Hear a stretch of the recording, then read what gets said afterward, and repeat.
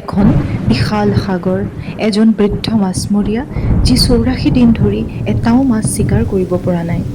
কিন্তু ৮৫ নম্বৰ দিনা তেওঁৰ লগত এনে কিছু ঘটনা ঘটিল যি আপোনাৰ বুকু কঁপাই তুলিব। সেইদিনা কি কি ঘটিছিল সেয়া জানিবলৈ ভিডিঅ'টো শেষলৈকে চাব। প্ৰিয় বন্ধুসকল, কাহিনী চৰাৰ মাজমজিয়ালৈ আপোনালোক সকলোকে স্বাগতম জনাইছোঁ। কাহিনী চৰা হৈছে এনে এটা ইউটিউব চেনেল য'ত আপোনালোকে বিভিন্ন কালজয়ী ফিকশ্যন আৰু নন ফিকশ্যন কাহিনীসমূহ অসমীয়াত এক নতুন ধৰণেৰে অনুভৱ কৰিবলৈ পাব। কাহিনীটো আৰম্ভ কৰাৰ আগতেই আপোনালোকক এটা কথা জনাব লাগিব। আমাৰ আজিৰ কাহিনীটো এক সাধাৰণ উপন্যাস নহয়, 1952 চনত আৰ্ণষ্ট হেমিংৱে লিখা এক কালজয়ী সাহিত্য, the old men and the sea, যি সাহিত্যত নোবেল বঁটা লাভ কৰিবলৈ সক্ষম হৈছিল। বন্ধুসকল, আহক আমি চিনাকি হওঁ আমাৰ কাহিনীৰ মূল নায়ক ছেণ্টিয়াগোৰ লগত। ছেণ্টিয়াগো হ'ল কিউবাৰ এখন সৰু গাঁৱত বাস কৰা এজন বৃদ্ধ মাছমৰীয়া। এসময়ত ছেণ্টিয়াগো আছিল বহু দক্ষ, পাৰ্গত আৰু শক্তিশালী মাছমৰীয়া, আৰু সেই সময়ত তেওঁক মানুহে বহুত সন্মান কৰিছিল। কিন্তু বৰ্তমান ছেণ্টিয়াগোৱে ৮৪ দিন ধৰি এটাও মাছ চিকাৰ কৰিব পৰা নাই, যাৰ ফলত গোটেই গাঁৱৰ মানুহে তেওঁক অভিশপ্ত অৰ্থাৎ আনলাকি বুলি তেওঁৰ পৰা আঁতৰি থাকে আৰু তেওঁক পুতৌ কৰে, ইটিকিং কৰে, কিয়নো মাছমৰীয়াৰ গাঁৱত ২-৩ মাহ ধৰি এটাও মাছ চিকাৰ কৰিব নোৱাৰাটো এক অত্যন্ত লাজৰ কথা। কিন্তু ছেণ্টিয়াগোৰ ওপৰত গভীৰ বিশ্বাস কৰা এটা সৰু ল'ৰা আছে, যাক বহু বছৰ আগতেই ছেণ্টিয়াগোই মাছ ধৰা শিকাইছিল। তাৰ নাম আছিল মেনলিন। মেনলিনে ছেণ্টিয়াগোক নিজৰ ককাকৰ দৰেই ভাল পায় আৰু কেতিয়াও তেওঁৰ লগ নেৰে। কিন্তু মেনলিনক তাৰ মাক দেউতাকে ছেণ্টিয়াগোৰ দৰে আনলাকি নাৱৰ পৰা আঁতৰাই এখন বেলেগ ভাগ্যৱান নাৱত পঠিয়াই দিয়ে, কিয়নো তেওঁলোকে ভাবিছিল যে মেনলিন যদি ছেণ্টিয়াগোৰ লগত সদায় থাকে তেন্তে মেনলিনৰ দৰে সৰু ল'ৰাটোৰ ভাগ্যখনো ছেণ্টিয়াগোৰ দৰেই বেয়া হৈ পৰিব। তথাপিও প্ৰতিদিনে সন্ধিয়া বিফল হৈ উভতি অহা ছেণ্টিয়াগোৰ নাৱৰ পৰা মাছ ধৰা সৰু সৰু সামগ্ৰীবোৰ মেনলিনে ঘৰলৈকে কঢ়িয়াই দিয়ে আৰু ছেণ্টিয়াগোক সংগ দিয়ে। ছেণ্টিয়াগোই সদায় মেনলিনৰ লগত হাঁহি ধেমালি কৰি সময় কটায়। দুয়ো বিভিন্ন ধৰণৰ কথা বতৰা পাতে, যেনে বেছবল খেলাৰ কথা, ডাঙৰ ডাঙৰ খেলুৱৈৰ কথা।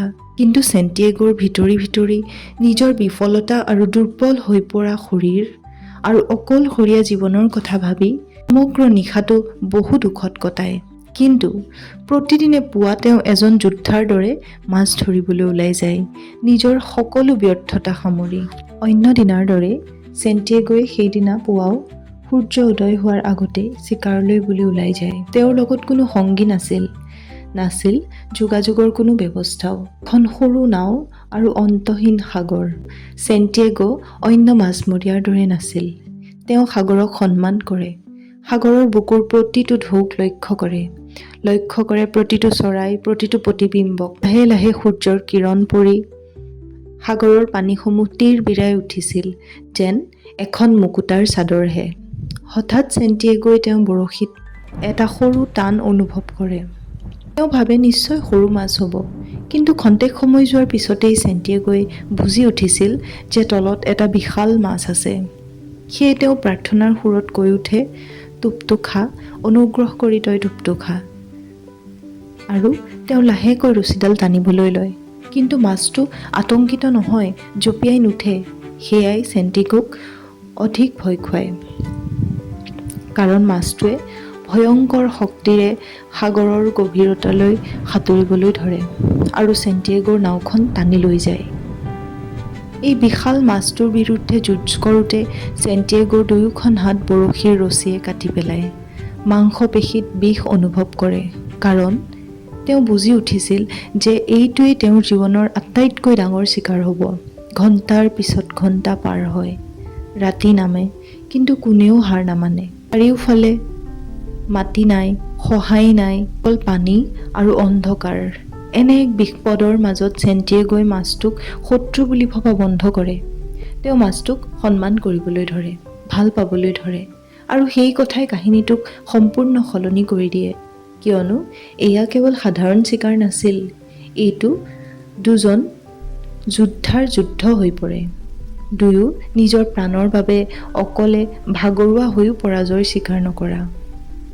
অৱশেষত 3 দিন তমময়া যুঁজৰ পিছত ছেণ্টিয়াগোই সেই বিশাল মাছটো চিকাৰ কৰিবলৈ সক্ষম হয় আৰু মাছটো তেওঁ নিজৰ নাৱলৈ তুলি আনে।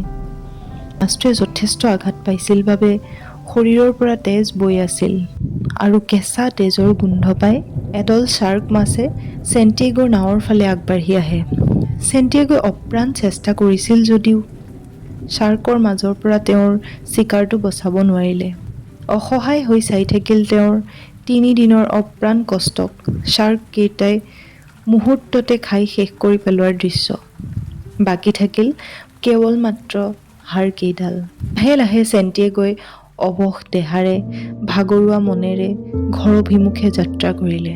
সকলো গাঁৱৰ মানুহ শুই থকাৰ সময়তেই তেওঁ পাৰ পালেগৈ আৰু তেওঁ নিজৰ নাৱৰ পৰা নামি ঘৰলৈ বুলি সোমাই গ'ল। বহু মাছমৰীয়াই ছেণ্টিয়াগোৰ নাৱত থকা বৃহৎ মাছটোৰ হাড়সমূহ জুখি চাই গম পাইছিল যে এটা 18 ফিট দীঘল বৃহৎ সাগৰীয় মাছ ছেণ্টিয়াগোই চিকাৰ কৰিছিল। যিসকল মানুহে ছেণ্টিয়াগোক হাঁহিছিল, সেই মানুহখিনি আচৰিত হৈছিল যে এই বৃহৎ মাছটো ধৰাৰ সাহস সিহঁতৰ কাৰোৰে নাছিল আৰু ছেণ্টিয়াগো কোনো সাধাৰণ মাছমৰীয়া নহয়, তেওঁৰ যথেষ্ট দক্ষতা আছে। এজন মানুহক পৰিস্থিতিয়ে ধ্বংস কৰিব পাৰে, কিন্তু হৰুৱাব নোৱাৰে।